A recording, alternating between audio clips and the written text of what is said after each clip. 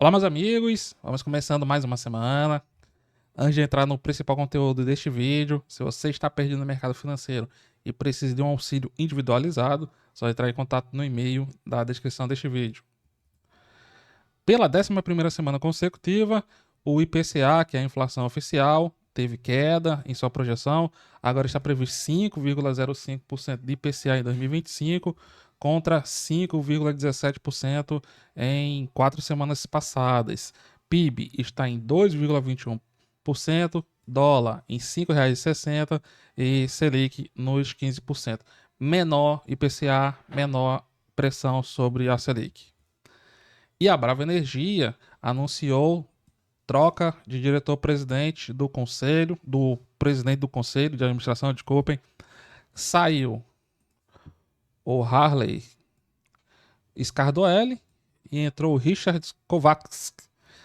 Com essa dança de cadeiras, a empresa dá uma oxigenação no seu conselho de administração. E a Brava Energia está passando por um momento muito bom, só que por enquanto isso não foi refletido na sua cotação. Na última semana, vou botar aqui no semanal. Na última semana, a ação fechou com uma alta de 3,4%. Se pegarmos as últimas semanas, desde a mínima que fez lá nos 16,80, chegou a subir 22% e agora está com uma alta de mais ou menos 18%. Mas a empresa anunciou um lucro milionário, quer dizer, bilionário, né? Mais do que milionário, mais de R$ 1 bilhão em lucro, sendo que no mesmo período de 2024 ela tinha dado um prejuízo de 580 milhões de reais. A empresa veio com mudanças, com melhorias significativas, destaque para a produção, que está em trajetória ascendente mês após mês. Receita líquida também foi um destaque. E o principal ponto que eu chamo a atenção na Brava Energia é a diminuição, é a queda do custo de produção. O lifting cost está nos menores patamares da empresa em todo o período histórico. Vou olhar com vocês alguns pontos do destaque do último resultado. A companhia terminou em caixa com quase US$ 1 bilhão e um fluxo de caixa de quase 150 milhões de dólares. Destaques da empresa: produção crescente. Em média por dia, em 2020, ela produzia, juntando óleo e gás, 19 mil barris por dia. E ela terminou o último resultado de 2025 em 86 mil barris por dia. Campos que estavam parados ou com produção reduzida nos últimos resultados, como por exemplo Atlanta, em que a companhia detém 80%, vieram com produção a todo vapor e isso deve impactar o resultado ao longo do ano de 2025. Atlanta, por enquanto, corresponde a 33% de toda a produção da companhia, sendo que o segundo colocado está ali com o campo Potiguar, que é um campo mais antigo, e a empresa tende a melhorar muito seus resultados, melhorar muito sua produção, que junto com essa produção vem o aumento de produção desses campos mais novos, o FPSO lá de Atlanta produzindo a todo vapor, aumentando sua produção, a companhia está ficando mais eficiente, os spreads deram a queda, mas o preço de petróleo, o preço do barril de petróleo está em queda, isso que é importante. Mesmo com o preço do barril de petróleo em queda, a companhia conseguiu melhorar muito os seus resultados, muito bem os seus resultados. EBITDA, mais de R$ 1 bilhão trimestral em EBITDA. E o lift cost dos últimos trimestres, do segundo trimestre para cá, é o menor custo de produção da empresa. E ele vem reduzindo trimestre após trimestre. Então, resultado excelente. Investimentos da empresa em linha com o que o mercado esperava. Ela está reduzindo sua alavancagem. Ela chegou no primeiro trimestre de 2025 a alavancagem de 3,4 vezes dívida líquida sobre o EBITDA. Está ainda em 3,1 vezes e é esperado que ela chegue no final do ano em real 2,8 vezes dívida líquida sobre o EBITDA e em dólar 1,9 vezes. Então, em real, a dívida dela está elevada, mas com geração de caixa alta, produção aumentando, isso não tende a ser um problema para a Brava Energia. E a Brava Energia, meus amigos, ela, além desse resultado bilionário, ela teve várias outras notícias boas. Por exemplo, no último resultado, nós tivemos produção recorde, quase 91 mil barris de petróleo por dia, e o Polo de Atlanta aumentando a sua produção mês após mês. Vários campos dando resultados históricos para o destaque de Papa-Terra e Atlanta. A empresa também fez uma desalavancagem do seu caixa. Ela conseguiu antecipar o recebimento de 260 milhões de dólares em uma dívida que ela fez. Ela fez a antecipação de dívidas no valor de 500 milhões de dólares e emitiu dívidas em condições mais vantajosas, com o mesmo valor e condições mais vantajosas. Fez o pagamento de 125 milhões de dólares em debêntures, também conseguindo colocar em condições mais vantajosas, ou seja, ela vai precisar despender menos caixa com essa dívida. Mesmo assim, as ações da Brava Energia não estão subindo.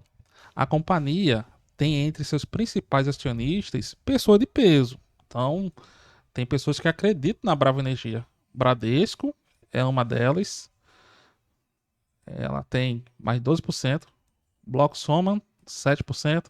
GIV Investimentos, quase 7%. E o fundo Yellowstone, com 6,87%.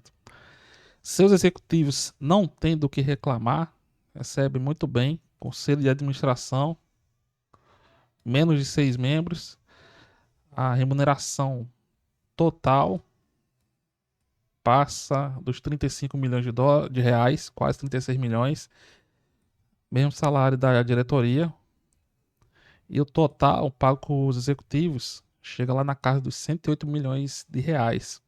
A companhia está conseguindo melhorar seus trimestres por 3 trimestres consecutivos, do quarto trimestre de 2024 agora crescente. Neste último resultado, ela deu a sua maior receita líquida histórica.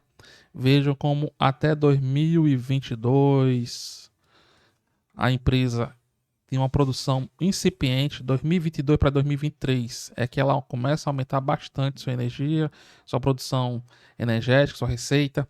E em 2024 para 2025 temos um momento de integração da união da antiga 3R Petroleum com a Enalta, que é justamente quem dá origem à atual Brava Energia.